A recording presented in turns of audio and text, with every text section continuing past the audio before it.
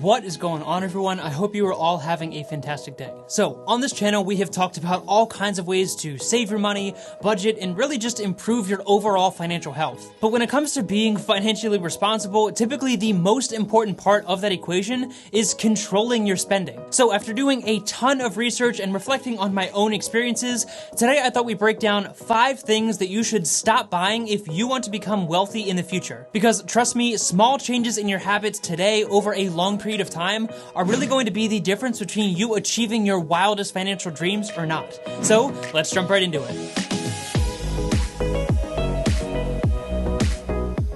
Alright, so as a preface to these 5 things, I first want to say that these are largely based on my personal experiences, and I have found that by limiting spending in these 5 categories, I've been able to significantly increase the amount of money that I'm saving. And secondly, this doesn't mean that you should absolutely never buy any of the 5 things on this list, but simply limit your spending in these categories and don't make it a regular occurrence, because that is typically where you'll see significant negative impacts in the long term. So with that in mind, that brings us to the first item on our list, which is probably going to leave you scratching your head at first, and that would be items on sale. Okay, obviously, I love getting a good deal just as much as the next guy, but what I'm specifically talking about here is buying things that you probably wouldn't have bought anyways, just because it is a good deal. Now, this probably would have been great advice before the Black Friday and Cyber Monday craziness that happened just a few days before I'm posting this video, but those times of year when a lot of stuff is on sale is a great example of times when you probably fall into this trap. For example, you probably didn't need an inflatable dog collar, but suddenly when it's 46% off, it becomes the #1 priority. That's just one example, but I'm sure many of you, myself included, have fallen into this trap of buying something that wasn't even on your radar just because it was a great deal. So if there's an item that you've been looking at getting for a while that suddenly goes on sale, then absolutely go ahead and buy that, because that is literally saving you money directly because you were probably going to buy that thing anyways. But when it comes to the lightning deals that Amazon loves to push, and really any random sale on junk that you just don't need, save yourself the trouble and don't buy something just because it's 40% off, because as my dad likes to say, 40% off still means 60% on. The second thing on our list that you should definitely avoid buying is drinks. Okay, I know that is really broad, and honestly, I wanted to just say Starbucks coffee, but I don't want to come at all of you Starbucks coffee lovers too much, so I thought we would broaden this category a little bit. So what do I mean when I say don't buy drinks? Well, in my mind, that includes a number of things, including Starbucks coffee, overpriced coffee in general, and really any kind of overpriced alcohol, and even things like bottled water or sugary soda or energy drinks. It goes back to the idea of making these things a special occurrence rather than a daily habit. I am a firm believer that those small treats in life are a large contributor to your overall happiness. However, I am not blind to the fact that a significant segment of the population spends an average of $5 per day on overpriced coffee, which may not sound like a big deal, but $5 per day throughout your working career from the age of 20 to 65 at an 8% return means you just gave up over $761,000 in retirement if you had invested that in a Roth IRA for what's basically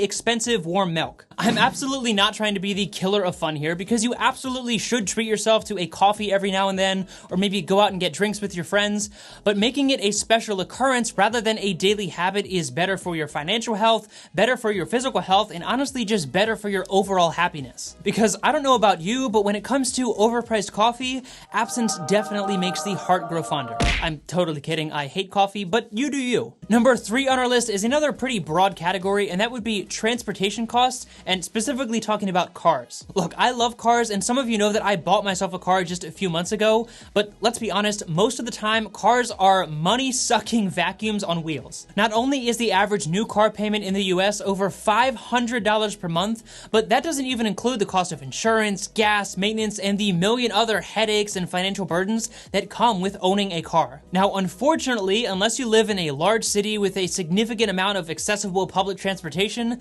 then most of you probably require a car in order to get to work, get to school, or really just go about your daily activities. So when it comes to cars and really transportation in general, I highly encourage you to keep these costs as low as possible, because for the average person, transportation is one of the most expensive spending categories, other than, of course, housing and our good old friend, taxes. taxes. Now, I've made a few different videos on the channel about how to get a great deal on a car and the best way to purchase a car, whether that be paying cash, financing, or leasing, so definitely check out those videos on my channel. But spoiler alert, pay cash if you can, never buy a car new unless you're absolutely rolling in it, and really just use common sense when it comes to buying a car, and don't go overboard, because in the long term, this really can have damaging effects on your financial health. And again, that's coming from someone who loves cars. Coming in at number 4 on our list of things that you probably shouldn't be buying is another curveball, and that would be extended warranties. Now, I know this might be a bit of a hot topic, but again, I am just reflecting on my own experiences, and in my experience, I have never once actually seen the benefit of paying for an extended warranty. Typically, you either completely forget that you bought a warranty in the first place, you lost the paperwork and have no way of proving that you actually have a warranty on a particular item, or worst of all, you take the item back to the company and they won't even honor the extended warranty because of some obscure fine print that you didn't see. Typically, we see this with things like laptops, cameras, and really electronics in general, but a lot of times you will even see these extended warranties on high-ticket items like cars, which, as we just talked about, are already money pits to begin with. So unless you're buying a high-ticket item that has a high chance of being damaged, typically those extended warranties are just not worth it, and it's a complete waste of money. And lastly, that brings us to number 5 on our list, which is overpriced or brand name clothing. I get it, you want to look fresh with your cool sneakers and all, and that's fine because again, those small treats in life do contribute significantly to your overall happiness. Yes, a brand new pair of Yeezys might look nicer or last you longer because they're higher quality, but at the end of the day, your $1,000 pair of shoes and my $50 pair of shoes from Zappos both do the exact same task of covering our feet. I know I probably sound like the killer of fun once again, but this doesn't mean that you should never treat yourself to a nice piece of clothing. But again, just be smart about it, because unless you are absolutely rolling in it, there is just no reason to spend thousands of dollars on clothing, especially if you want to be wealthy in your future. This one really comes back to my favorite line from Dave Ramsey, which is, don't spend money that you don't have on things that you can't afford just to impress people that you don't actually like. A Louis Vuitton handbag is probably very high quality, but at the end of the day, it performs the exact same task of holding your stuff just as well as the $5 handbag from Walmart. So when it comes to clothing, just be smart about it, and dare I say, look for a sale, since this is going to fall into that category of something that you probably need to purchase anyways. For example, the shirts that I usually wear in these videos usually go for $50 retail, although that's complete nonsense, but I knew that I needed dress shirts for these videos, and I was probably going to buy them anyways, so then when they were on sale, I bought them for under $10 each, which is a great example of not only saving money on clothing, but also circles all the way back to number 1 on our list of buying things that you were going to buy anyways on sale, rather than buying something that you definitely don't need just because it's on sale. So I'm sure there's things that you disagree with on this list and things that you might add to it, so let me know what those things are down in the comment section below. But either way, if you did enjoy this video, it would mean a lot to me if you would hit the like button, subscribe to the channel, and share this video with someone who you think would enjoy this content as well. As always, thank you so much for your time. I really do appreciate you taking time out of your day to watch my video. It really does mean a lot to me. So of course, take it easy, and I'll see you in the next one.